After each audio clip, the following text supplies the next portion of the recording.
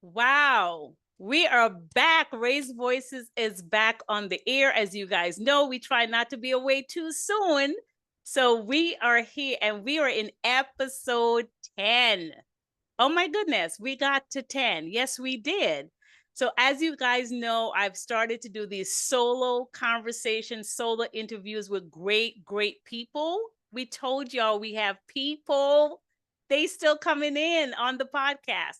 And today we have a phenomenal woman here with us. So, today's going to be maybe a lot more for the women, but we want the men to listen in so that you can understand the topic that we're talking about today. It's a big one. So listen in, take notes. This one you can have your children listen into. We're not going to be getting controversial on this one, but we're going to be talking really about this concept of cultivation. But we're going to start with the crafting, cultivation, and into celebration. We have the 3 C's today. And with us, our guest is Miss Athena Dent Allen. She is going to tell us a bit of her journey. Wow. When I said journey, that's what I said. I didn't say an easy little walk around the block. It's been a journey. And she's here to talk with us today and to tell us what she would share about where she is, but more so the journey coming from where she's been. But as you guys know, risers, you already know I got these rules, these house rules of how we start the conversation. We're going to start with the word of the day. Come on, say it, all you people in the back. The day.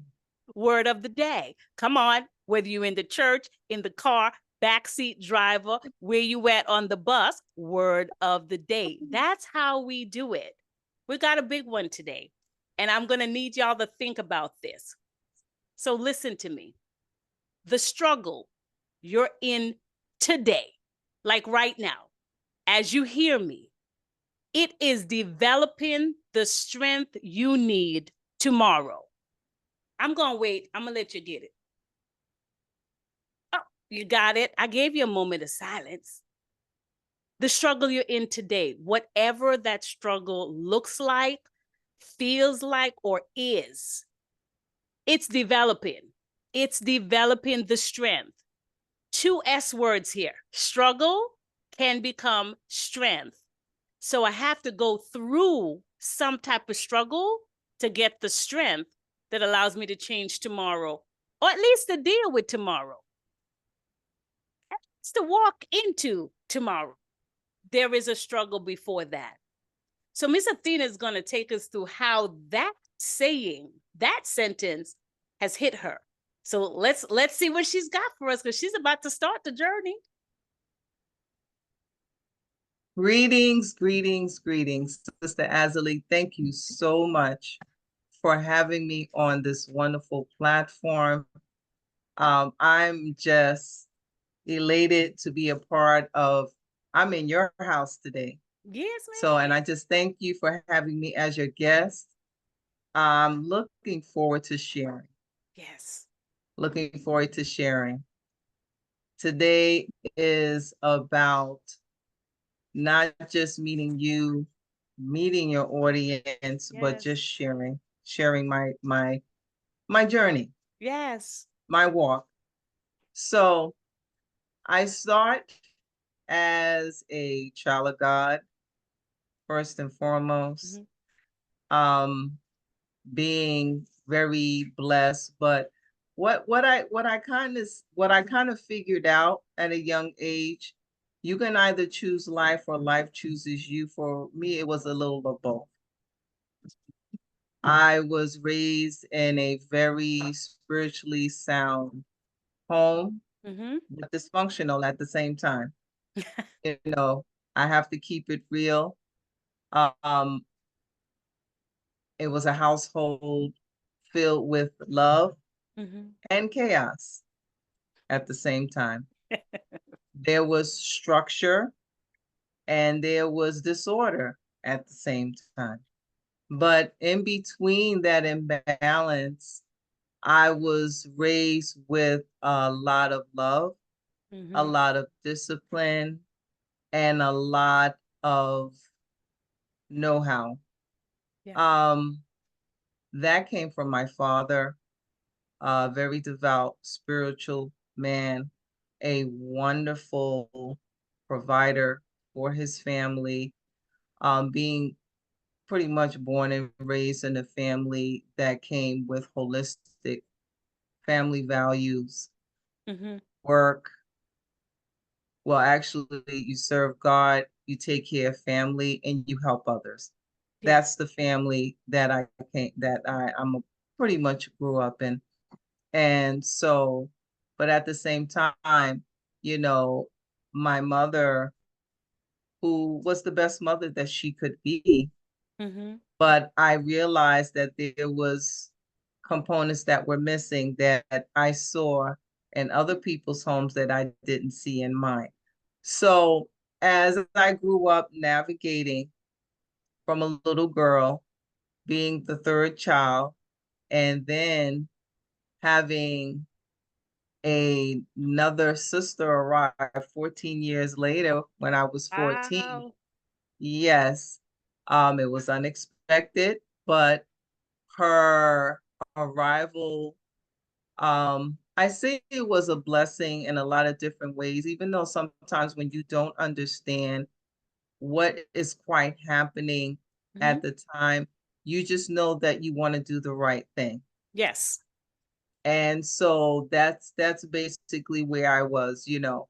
Um, I grew up a nerd, studious. I love school. I grew up in the South Bronx, born and raised. I did not like the environment around me. So my refuge was in the house, in my room. Mm-hmm. And I embraced writing, music, and my love for reading. And that is what basically molded me to become the person that I am now. So when I hear the word struggle, Yeah. I pretty much know that hands on. That struggle that I had to experience was dealing with one parent who was functional while the other was not. Wow. So when you have a situation like that, it caused me to grow up quickly Mm-hmm. at a young age, starting from the age of 12, cooking, cleaning, making sure things are in place in the home while my father worked. And as much as I love my mother, Yes. I knew that she couldn't do certain things that I felt that a mother was required to do. Yeah. So that was the first step to me understanding as a little girl that, okay, I have to figure this out. Yeah. I have to figure out how to raise myself. Yes.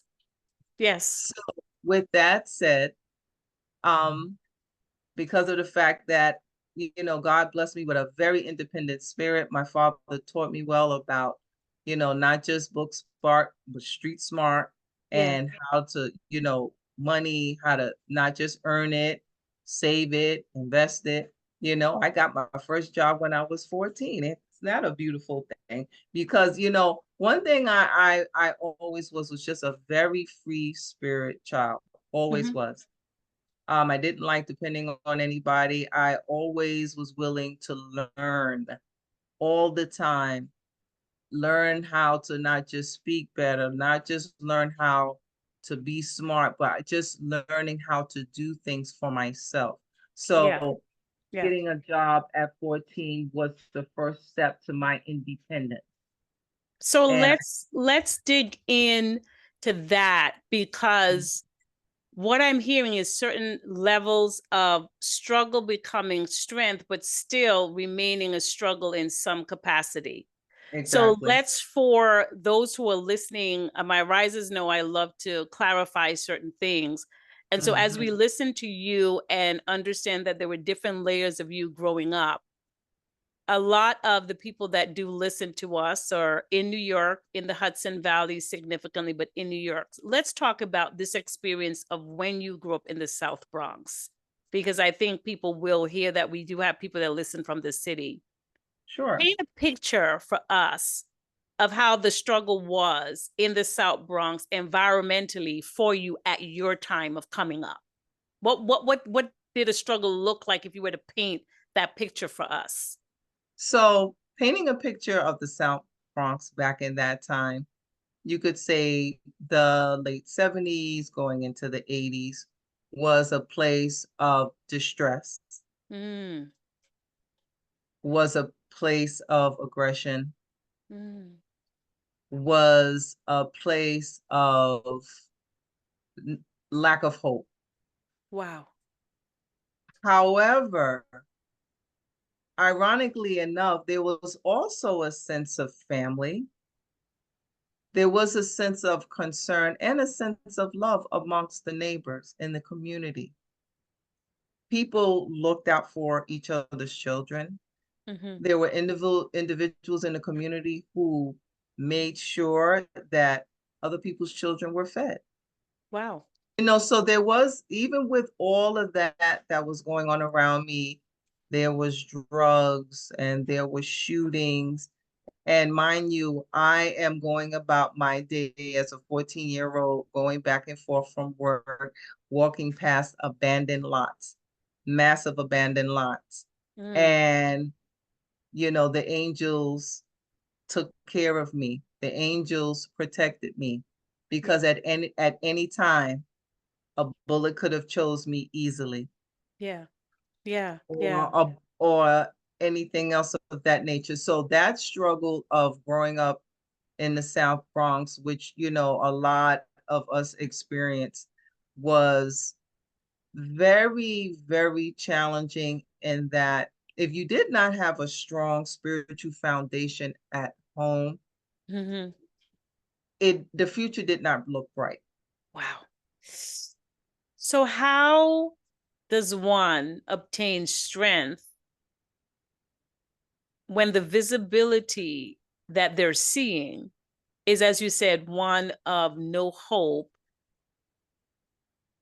if they don't have that strong faith or they don't have that belief? Have you ever spoken to your friends at that age group who may not have had that spiritual backing that you had, that belief you had? And how did they cope in terms of finding some kind of strength? So the very few friends, and I have to say few, because of the type of person that I was, as I mentioned before, very studious, nerd. I dressed different. So I got picked on a lot. I didn't have a lot of friends. Mm-hmm. So I'll say maybe the two friends that I did have, we would talk a lot. And basically they grew up in a home where one friend had both mother and father Mm-hmm. and two other siblings. Mm-hmm. And it was basically just going about your day. Wow. Mom and dad are going to work. I'm required to go to school. I'm required to come home and take care of myself and my siblings. So there was a routine. Yeah. But at the same time, you know, re- at that age, most kids don't talk about religion. Yes. They talk about what they would like to be when they grow up. I did have one friend who was a Jehovah Witness, so that was her religious foundation. Mm-hmm. But ironically enough, and I have to say this, sometimes your religious foundation doesn't necessarily protect you from your environment, because this same friend, because of her timidness Mm-hmm. and her naiveness, got caught Mm-hmm. up in the environment where we lived, which caused her to make very immature decisions Mm-hmm. and become a mother at a very young age, Mm-hmm.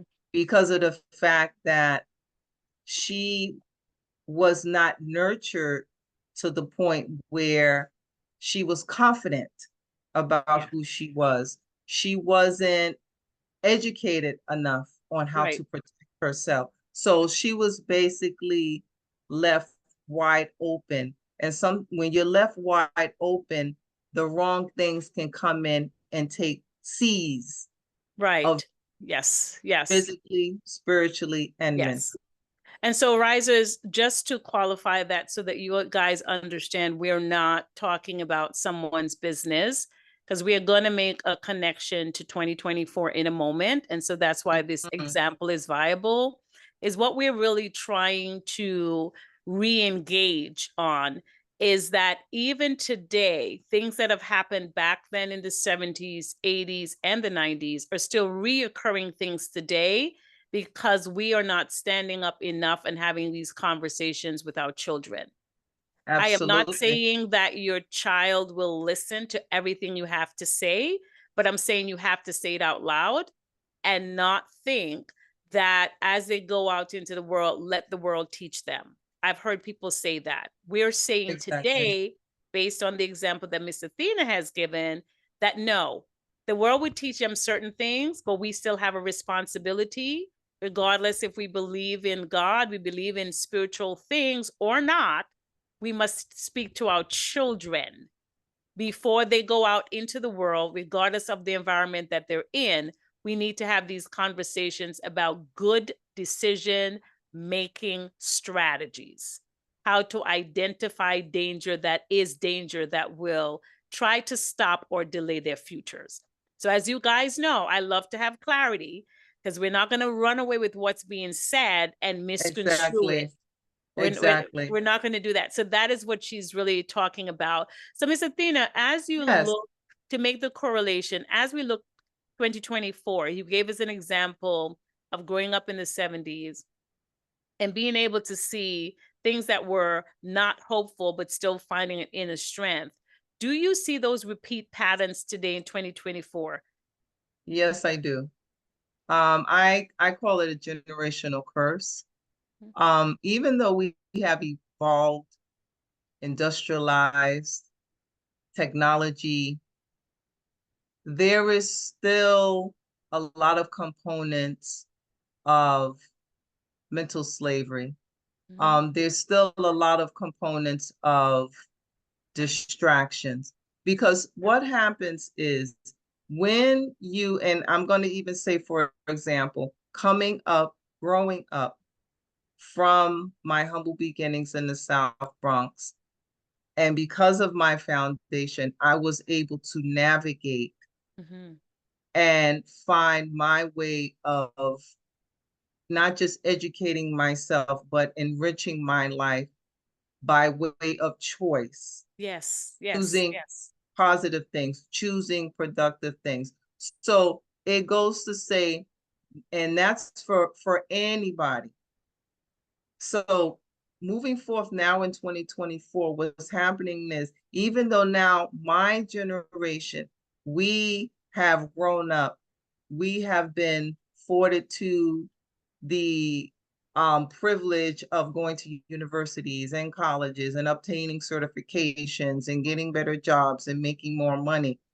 However, if there is not the underlying cushion Yeah, of being able to understand that you can easily get diverted off track yeah, because you have not matured in certain areas mentally and physically and spiritually, you can wind up repeating the same mistakes as your parents did.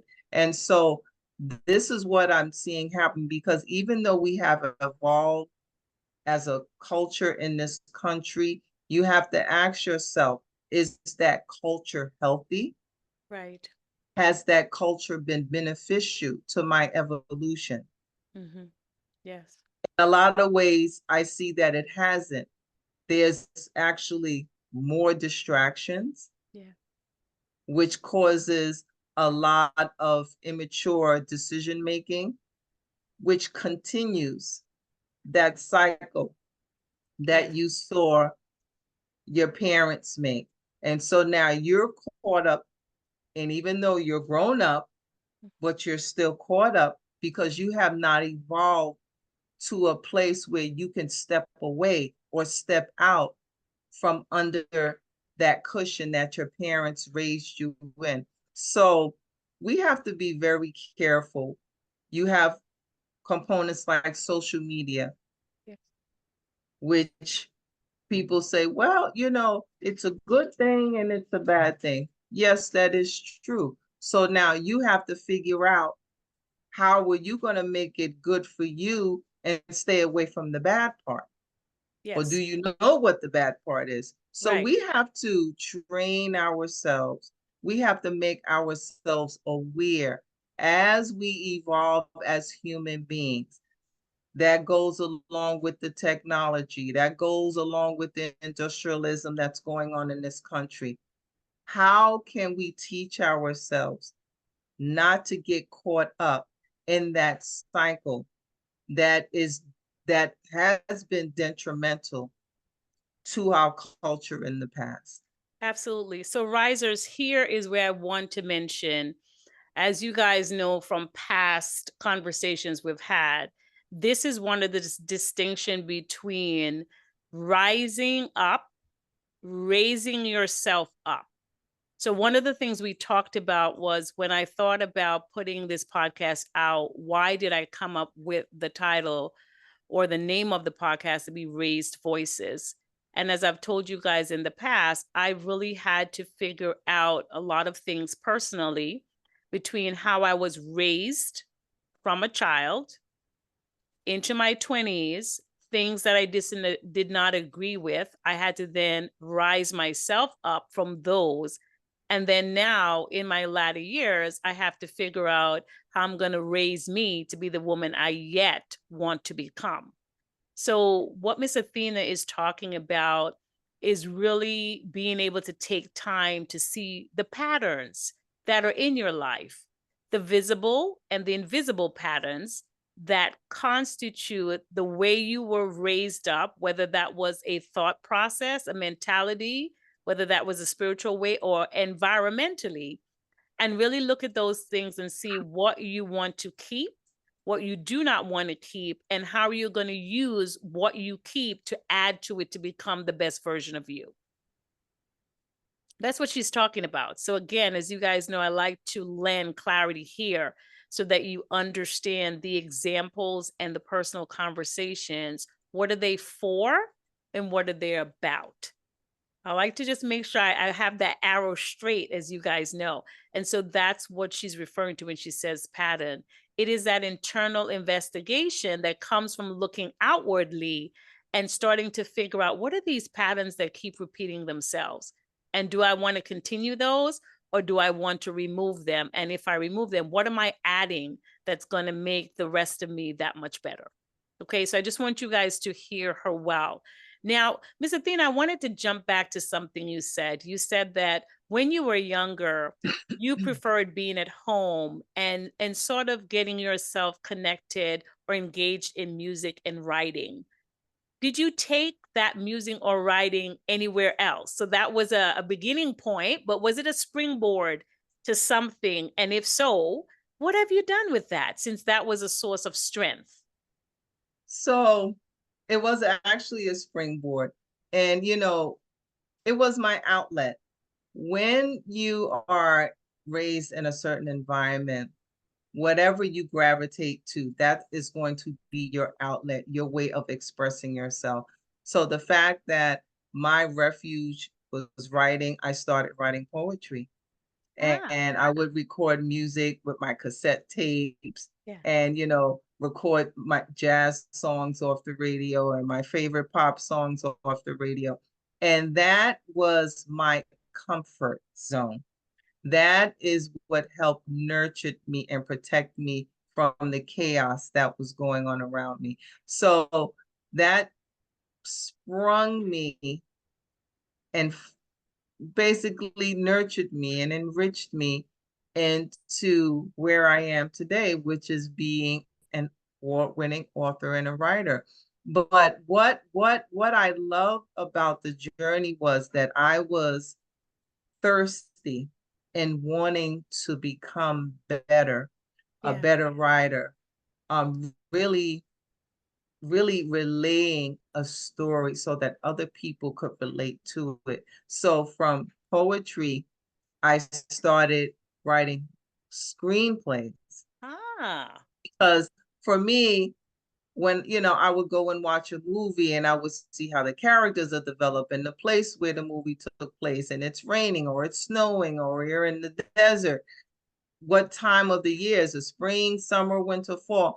I wanted to understand, how were you able to put all of those components together to make a script? I yeah. was just very, very curious like that. So I would just write around the clock. As I grew up and I went to college and I became a social worker, in between going to see my clients, I kept a legal pad in my briefcase. I'm on the train, I'm on the bus, I'm writing, Wow. because the creative juices are just pouring out. Me wanting to just get my story, the person, the character, the whole layout, or whatever it is I'm trying to convey, just get it down on paper. So that nurturing of my writing, and it's a process, Yes. because you have to want to like something that much to pour into it. Doesn't matter whether you love to bake, sing, dance, doesn't matter. You have to want to pour into whatever it is that you like to do, and it actually becomes your love for doing it. So that propelled me to do 5 screenplays. Whoa. Yes. And then a wrench got thrown in my personal life, going through an abusive marriage. And when you are going through something that's very sorrowful Yeah. or very painful, there's loss. Yes. And when there's loss, and whatever it is that you lost is gone, now you have to figure out a way how to heal, how to fill that empty void. And there's various ways to do that. You can do it in a positive way, or you can do it in a negative way. You could self-destruct, or you can become indestructible. So thank God that that cushion Mm-hmm. of writing Mm-hmm. was there for me to fall back on. And what it allowed me to do was take all of that hurt and that pain and loss, and I poured it into my writing. And I wrote 3 consecutive books, back to back to back. Wow. So listen, I gotta put a plug here. You guys already know I don't need this to go over your head. I can't. I just can't do it. Y'all see, I'm calm today because I really want you guys to hear this story that's being crafted and cultivated. We didn't get to celebrate yet. Everything that Miss Athena is talking about is the crafting, then the cultivation. Because if you hear, if you put your, you guys put your listening ears on for me for a moment and hear me say this, the escape that she had as a child that strengthened her and allowed her to get up every day and walk through the environment that she was in is still the same escape that came back later in life when she had become full woman, hear me roar, with talent, being known, doing her craft. It was the same thing that when there was a pause in the plan that came back to say, I'm still here. Let's do it again. I mean, I just need you guys to hear that, because what I don't want you to hear is that some of the things I used as a child, I should never use again. No, no, no, no, no. While Mm. we say to investigate things from your childhood, the things we're asking you to consider to remove are the things that have not served you. But we're not saying that everything has not served you. We're saying Right. keep the things that has served you well because you may need to use it again. So I don't want that to go over the heads of my risers. You guys already know I had to put a plug in that to make sure that the delivery of that was not lost on you. So investigation now takes on two levels. One that I'm looking back to remove, and one that I'm looking back to hold on. I'm just going to let y'all sit on that for a minute. Sister Azalee, I love your interpretation of everything that I have said thus far because it is on point. My father used to always tell me, never forget your humble beginnings. Yes, ma'am. And what I interpreted that over the years was that, yes, there was struggle, there was strife, there were challenges, but there was also lessons. There Yes. was also triumph, and there was also hope. And Yes. what it taught me was is that you have to go in and look and see what you can take out and put in your treasure chest that's going to keep your spirit going. Because there is always going to be something from your childhood that resonated with you, that made you happy, put a smile on your face, allowed you to say, I'm looking forward to Yes. tomorrow because this is what I want to do when I Yes. get there. So, writing, besides the fact that it was my refuge and my comfort zone and my cushion, it was at the same time always with me this whole time. Now, the fact that I was put in a vulnerable place Mm. where my life was stripped, Mm. that it allows you to question everything about yourself. Yes. What decisions are you going to now make? Which direction are you going to now go? Yes. So, however I was raised and whatever the principles were and the lessons that were put in that treasure chest, that is what gave me the guidance to be able to propel forward and say, okay, this is where I'm going to start from again. Yeah.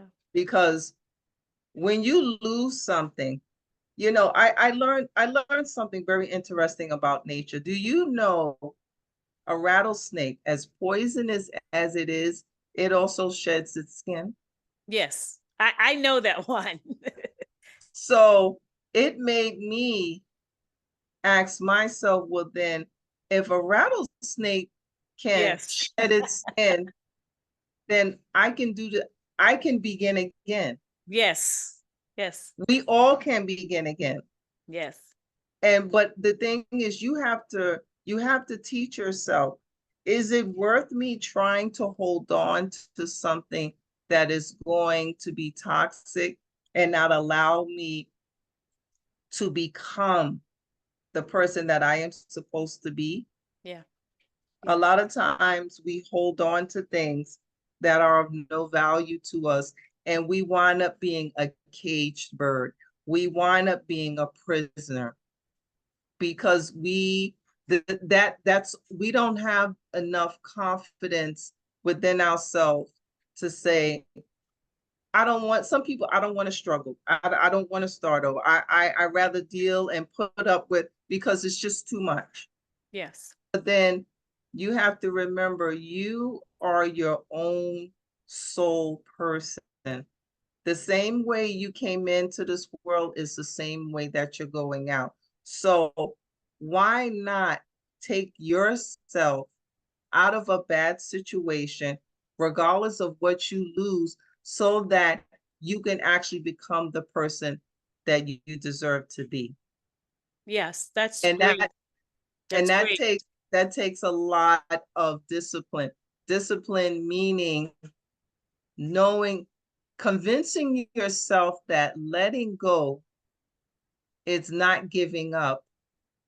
Letting go is so that you can allow the new to come in. Yes, that's a big one. I think that's still difficult for most of us to do Yes. even now. And as you were speaking, what I thought of was this whole spirit of familiarity. We don't like to have to start anew with no history. It's true. We don't like we need a little bit of history, a little residue to Exactly. say, let me Yes. go forward. And what you're talking about is sometimes laying history to the side because it's not serving you well, it's not propelling you forward, and you're not going to thrive. You're going to stay survive misery, and it's scary for some people. So the question that comes to my mind for our risers is, were there any older women at the time of you rising, regardless of what age it was, whether it was prior Mhm. to that relationship that went sour or after that, were there any older women, Black or not, that reached back to extend the arm to pull you forward so that you could begin again and continue this journey of writing and screenplays and just empowerment? Yes, I'm happy to say. Um, Now it's funny that you asked that question because, and I have to be as honest as I have been. I have been hurt spiritually and emotionally, mostly by women. The only male that has ever hurt me is my ex-husband. But and I have to say this, and it's been my own sisters, meaning Black women. Yeah. So what I had to do, and I heard again my father's teachings of don't put everybody in the same boat. Yes, ma'am. You take each person as they come. So that that lesson is what allowed me to take my steps very carefully to allow Mm, certain people to come into my space, knowing what my history was, mm, meaning people either took my kindness for weakness yeah. or there was jealousy, So I had to say, okay, I have to trust somebody at some point because that's a part of the human connection. Yeah. That's a part of the human connection. So it started with uh, a former friend who introduced me to her friend, who is now still my friend. She Ah. actually joined me yesterday at the award ceremony. We've been friends for almost 40 years, and she is my son's godmother. And Oh. I said, it's amazing how life is and how nothing is guaranteed Mm-hmm. and how your experiences in relationships with people, it takes one experience or a situation to really see if that person is really a true friend. Yes. So coming through an experience in a situation, she wind up remaining the friend while the other person pretty much took my friendship and chucked it like yesterday's garbage. Wow. So I am grateful because she is I call her a master in psychology. She's brilliant, but she's very spiritually and culturally based in Mm-hmm. her education and her way of life and how she treats people who are going through difficulty in their personal lives. And we have basically been each other's cushion for Mm-hmm. her for me, me for her. And the fact that she has literally been right there with me through my journey, through my losses, through my gains, through my sorrow, through my triumph. I only have a handful of people, mostly now women. I have a few male friends that who I God placed in my life Yeah. that I could actually trust. And that right there was a journey within itself. Yeah. So, risers, what I want you to hear from this is that mentorship can simply be a healthy friendship that helps you go through all of the ups and downs that life is going to bring. I said is going to. I'm not here to promise you a fairy tale. I'm here to promise you that there will be some roller coaster rides that you can't get off of. You got to go through the ride to get to the end for it to stop. And it's always amazing when you have just a few people. I know we talk about having a large territory, huge friends, and everything being big and large. But I got to tell you, sometimes on those rides of life that will make you sick to your stomach, that you might throw up at the end, you only need one or two people with you that can stomach that, that will not judge you for throwing up, that will be there to hold your hair back so it don't get messy, Right. So be able to right, rub your sis. back and still That's give right. you a ride home. That's right. That is so, Sister Azalee, you know that is so true because my dear friend who came yesterday, there were certain situations, we all are going through intervals in our life. And you pick up that phone and you call that one person who's not going to judge you. Yes. And she's always called me or maybe one other dear friend of hers. Mhm. And it's like that because human beings, we have a way of thinking. Some of us go with the flow with how everybody else thinks, Mhm. whereas others, whether we were raised that way or whether it's just our DNA, we don't go with everybody else. We don't follow the crowd. We pretty Mhm. much use our own common sense, our way of thinking. And it's like, well, you know what? Let me kind of size this up and let me figure out how I'm going to best approach the situation. So the fact that, we talk so much and she's like, not everybody understands. Yeah. That's why I call you because I know you understand. Yeah. Yeah. So it is important for us in society to reach back to someone. You get to choose who that someone is because you have to choose what type of anchor you'll be in their lives. And you've got to make sure that you can be committed. But we wanted to highlight that as women, as a society, as a community in 2024, the reach back for someone is still important. We still Yes, it need is. to we still need to do that. You need to reach back for one person.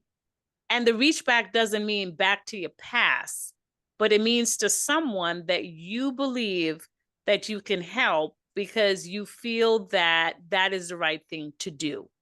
Not necessarily that you might get something out of it other than the fact that I can help that person, so why don't I? So the reach back is important. And we'd like to see more women reach back to younger women, reach forward to older women, or just be in the middle with the women that are your age that are going through similar things with you. This is not for you to order them around, to command their lives, or to give them all the suggestions of how to do it better. This is just simply standing there and let's see what develops and doing that authentically. Okay, so that's what we're talking about. And so that's part of the cultivation that we're talking about, that Miss Athena is telling us about. There was a cultivation that happened that has happened with this particular woman, but that's happening with other women in her profession. So let's get to celebration. So you've crafted, your life has been crafted in the South Bronx. Boogie down, boogie down. I had to say Yes, that. yes. And then we've come along and Yes. we have been doing writing. We're now doing screenplays. We're still doing writing. Now visibility. We had a pause in the almost celebration. There was a pause, but now we have reestablished ourselves. Our footing is firm now. Our faith is high, Yes. and we are Yes. ready to push forward. Yes. Tell me about the celebration. So now we're back. What has been happening in your world of writing, and how is that being recognized now today? So I need to say this Yes. because when you have, if you want to call it a gift, if Mhm. you want to call it a hobby that you nurtured, it literally is a part of your soul. Yeah. And then, depending on your spiritual connection, God is like the messenger, and he's saying, okay, this is what you need to do with what you've been blessed with. Mhm. It's an avenue to humanity. So, in other words, it's like an octopus. An octopus has tentacles, and all of the 8 arms, there's there's dozens of tentacles on each arm. So it's a matter of reaching out here to Yeah. connect to this person, reaching out over here to connect to this group of people. So that's basically what I've done over the years through God's assignment. It wasn't about writing a book. It Mhm. wasn't about getting it published. It wasn't about going to festivals and selling your book.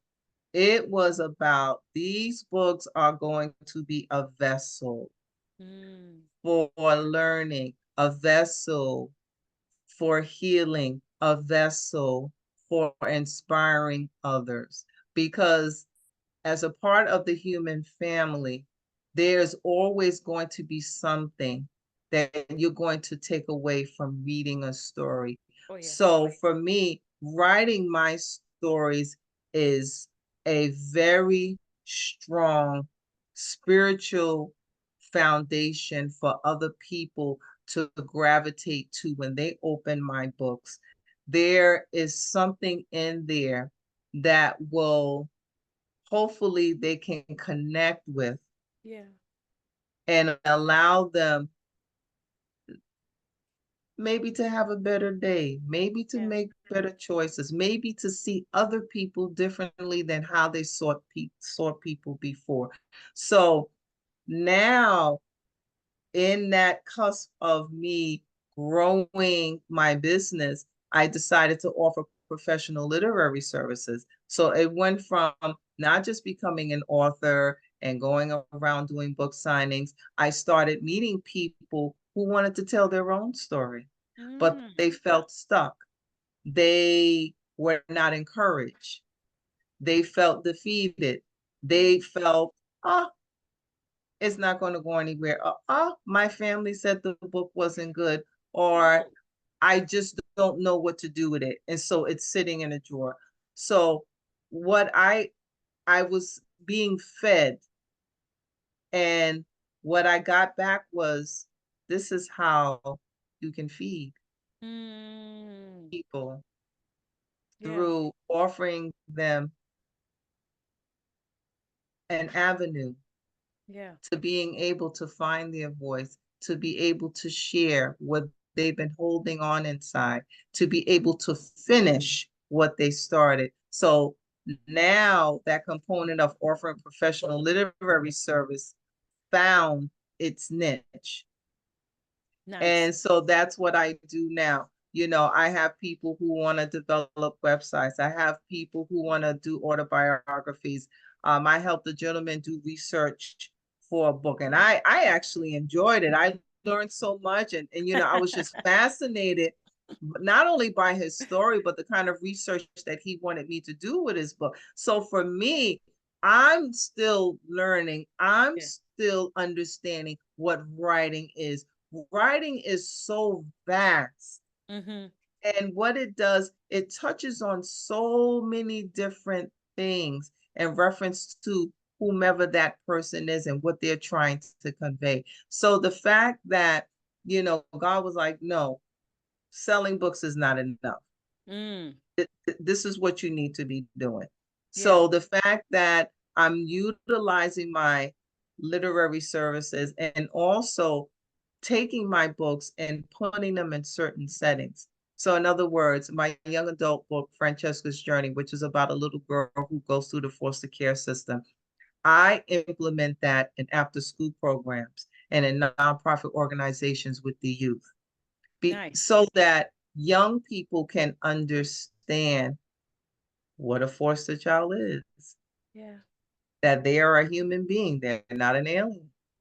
Yeah. These are the experiences of what a child who goes through the foster care system goes through. Because what happened, there's a lot of ignorance. When you don't know Yes. until you're taught otherwise. So that is how I want my books to be able to help humanity, help that individual person become a better thinker, become much more understanding and compassion to the next person. Because now, wow, I didn't know that. Now I understand, Yes. because Yeah. now they know. So I'm just grateful that now that the second component, selling the books, and then I also offer merchandise. So you say, oh, well, you sell clothes. No, I sell journal books. Why journal books? Besides, and I have hats and t-shirts, but the journal book was very important for me because however else do you get your thoughts out? By Yeah, you writing write it them down. out. So besides my books selling well, my journal books sell out because there are people out there who are trying to get their story out. Hmm. They're off, they're sitting in the park. They can take out the journal book and write. Yeah. Yeah.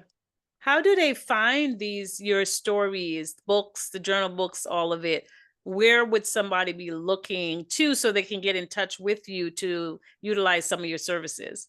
Sure. So there's various ways that you can contact me in reference to my business. My business is Unlimited Artist, and I have a website. So it's www.unlimited-artist.com. Or you can contact me at 718-600-1533. I'll repeat that again, 718-600-1533. Or you can also email me at Dent, D as in day, E, N as in Nancy, T, period. The letter A is in Apple.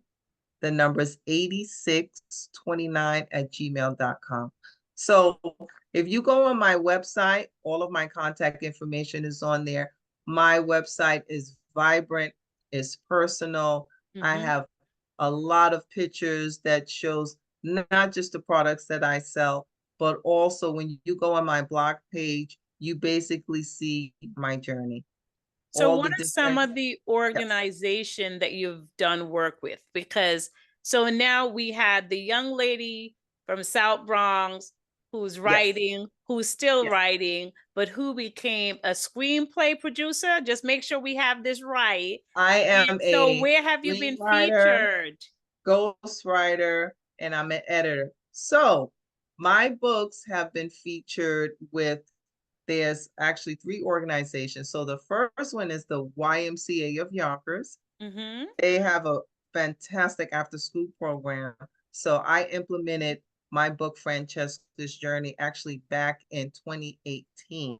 Lovely. And it was the first time that they had ever had a literacy program in their after school program. So 7 of the kids read my book. They actually loved it. And I gave them a book club party. So we did like what you call, we had like a powwow. We sat around and I actually talked to the kids and asked them about the book.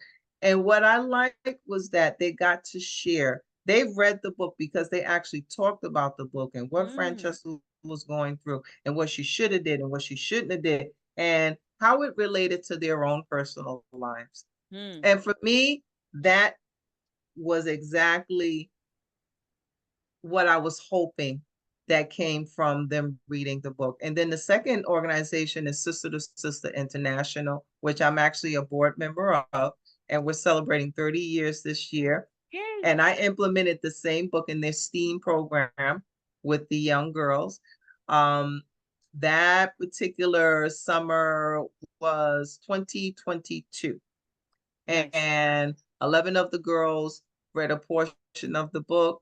They liked the book. They talked about the book, and I autographed, copies for some of the book. And then the now organization, which is the same organization that honored me yesterday, is the YWCA of Yonkers. They Mm. have a program called the Pearls Program, and is focused on young girls from the ages of 13 to 17. It's a phenomenal program. So, screenplays, do we know which one should we Well, know that's connected to you? we Let's go. we're working now. People have to understand when you go and see something on Broadway or when you go see a movie, I'll just say, for example, a movie. The time frame from a director getting the actual screenplay to you actually seeing the finished product is between 6 to 8 years. Wow. So it's a long time because a lot of people don't understand when directors and producers get a script, it literally goes in a pile on their desk Mm. and they read it when they can. So the average screenplay sits on a desk for about a year Wow. because you got to remember if they're working on a project that's 6 months or whatever, and then once they get their break, they'll pick up the next screenplay and they'll read it. So with that said, I took my first book, Silk, which was initially a screenplay, and I had the blessed opportunity of getting my besties, my four sisters together last year, and we went to Open Jar Studios in Manhattan, and I connected with a gentleman who was changing professional fields, going from the sports into off Broadway, and I did a video pitch, and it was fantastic. So I have that. Yes. And one thing I have to tell people, anybody out there, if you are a singer, don't be so hasty to give away your material. Mm-hmm. I have an attorney. You have to be patient Mm-hmm. and you have to read the situation. You could meet people and they can throw out names, but your spirit, your intuition will tell you whether it's the right time Yeah. for you to say, well, I have this project and I'm trying to get it to Broadway. So that's where I'm at right now. I'm stepping very carefully and very lightly, but you will be seeing it hopefully on Broadway one day. I love that. So you were just honored, okay, at a Yeah, gala. Talk yeah. to us about that. Let's see if we So let can me see find if out I about can. that. I'm gonna hold it. It's gonna be very hard for you to see because it's glass. Oh, So yeah, yeah. It's yeah, so it's so not coming through. Yeah. it's So not tell gonna us come about the through. award. So now this was the funny thing. So every year the YWCA of Yonkers, in honors of Women's History Month, they have an event called Spirit of a Woman Awards.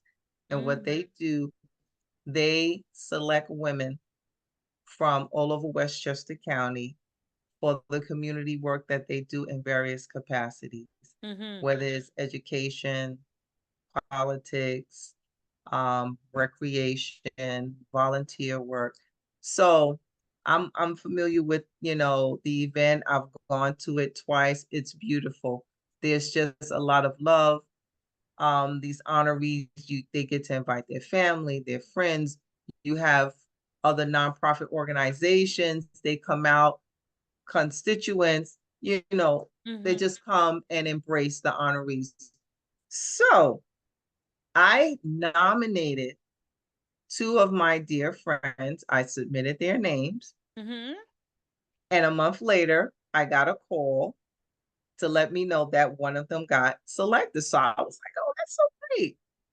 And then in the same breath, the director of programming said, well, Athena, we'd like to also let you know that you are also going to be one of the honorees. I was like, Yes. don't play. I was like, don't play, please. I said, stop. Wow. He said, no. He said, Wow. nah. He said, and tears are coming down my face. So I'm like, are you serious? He said, yes, Athena, I'm serious. So he said, would you be honored and accept? I said, yeah. Wow. Because at the end of the day, I have been doing community work for over about 30 years. It started in the Bronx in my 20s. I just like helping people. I don't look for nothing. I don't look for any wars, and it just runs in my family. We're just very loving, nurturing. We like to feed people, clothe people, help people, connect people to resources. Every profession that I've worked all of my life always had to do with uplifting, helping people pull themselves up out of dire situations, and just nurturing. So this was just something that I lived. This is how I lived my life. So not knowing that there was somebody out there, because you don't know who nominates you. Right. That's kept anonymous. So I just felt, I said, God, just thank you. Thank you so much for for the award, because all I know is that I just have to be my authentic self. Absolutely. And then So whatever. risers, I Yeah. have to tell you guys, you're going to ask, well, Lady Lee, why did you bring this particular conversation? Here's why. Because this thing or concept of celebration seems to only be talked about when people are partying or become wealthy, or they're the next big entertainer, the next big social media influencer, or they've been selected for some sports that we all pay too much money for. I didn't want to have that type of conversation. I wanted to have a conversation with someone who grew up in the 70s that had to strive and thrive at the same point, that had to go through journey processes, that had to live life like for real, because there was no golden spoon being given. There was no silver spoon being given. There was no fur coat being wrapped around to keep you from being cold. That she had to strive, she had to work, but that she found a passion early on that continued to serve and serve her well, that she could still lay back on that passion today and spring forward. That's why we're here talking to Miss Athena. So we're going to end our podcast, as you know, because we could be on here forever, but we're not going to do that with the solo conversations. We're going to end with our rise and fall. And as you guys know, the rise and fall is where the two of us will then say to you, from our interaction today, what is one thing we'll take away from the conversation that we're going to continue to do? That's the rise. And what's the one thing that we're going to get rid of that? That one's not serving us well. So I'm going to start. Then Miss Athena's going to give us her rise and fall. And then I am going to let you guys go. So I will say my rise from this conversation is for me to revisit the things that I felt were a wonderful escape when I was a child, to check that back out and see if that passion can still serve me today. So I'm going to go back. I'm going to go back within myself down memory lane. That's a song. We're going to go back into time. But that's what I'm doing. I'm gonna go down back into time and I'm gonna remember. I'm gonna put myself to remember and see if I can find one of those passions that can Yes. still serve me today. And the fall is this. The fall for me, the thing that I'm gonna get rid of is this concept to think that somebody from a different era cannot help me today. I'm gonna let that one fall because Miss Athena helped me today in my conversation with her. So whether we're from different times, brought up differently, different environments, I'm still going to keep myself open to a lesson versus closing myself off. So the fall to the ground is not to close myself off. For someone that grew up differently, keep myself open. Miss Athena, what's your rise and what's your fall from our conversation? I like that. So my rise is that once I realize, and even once you realize what your purpose is, there's no compromise. Yes, love it. Because once you've realized your purpose, that purpose is authentic. You can't allow anybody to rub off on you. Mm-hmm. You can't allow anybody to influence you. It's all authentically you. It's all your own purpose. And sometimes you have to let go of a lot of things in order for that purpose to be released. And it's going to be worth it because that is what is going to make you the true human being that you are supposed to become. Yep. That is my rise. My fall is that for me to, no matter some, my life is special and there's a lot of people like me. We're special.